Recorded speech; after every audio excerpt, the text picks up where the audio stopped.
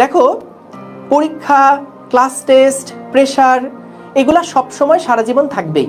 তুমি না কখনোই একদম রিল্যাক্সড ভাবে আমি এই কয় ঘন্টা এখন শুধু পড়বো, আমার মাথায় অন্য কোনো টেনশন থাকবে না, এইভাবে করে না সামনে যত বড় হবা তত আসলে পড়তে পারবা না। তুমি ফিজিক্স পড়তে বসবা, তোমার কাছে মনে হবে কেমিস্ট্রি পড়া অনেক বাকি আছে। কেমিস্ট্রি পড়তে বসবা, তখন মনে হবে হ্যাঁ আমি তো ম্যাথ কতদিন করি না, যাই একটু ম্যাথ করে আসি। সো মন যদি এরকম বারবার অস্থির হয়, তাহলে কিন্তু কোনো কাজই তুমি ভালো মতন কোনোটাতেই ফোকাস করতে পারবে না, দিন শেষে কিছুই কিন্তু আগাবে না। এখনো তোমাদের হাতে পর্যাপ্ত সময় আছে। কেবল জানুয়ারি মাসের আজকে 20 তারিখ, জানুয়ারি মাস বাদই দিলাম, ফেব্রুয়ারি, মার্চ, এপ্রিল, মে, এই 4টা মাস হাতে সময় আছে। যদি এই 4টা মাস খুব ভালোভাবে মনোযোগ দিয়ে ডেডিকেটেডলি পড়াশোনা করে যেতে পারো, তাহলে কিন্তু যেইটুকু সময় তোমার এগুলো কাভার করার জন্য দরকার সেটা আসলে এনাফ। 4 মাস আসলে অনেক সময়।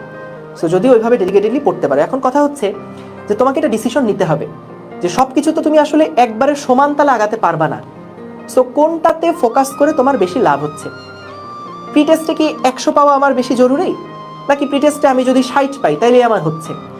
তাহলে 60 পাওয়ার জন্য প্রস্তুতিটা নেই, আর বাকি যেই সময়টা আছে সেইটা আমি হচ্ছে অন্য যেই অধ্যায়গুলো আছে বা অন্য যেই চ্যাপ্টারটা আমার পড়ার দরকার সেটা তখন পড়ি। সো এটা সম্পূর্ণ তোমাকে কিন্তু ডিসিশন নেওয়া লাগবে।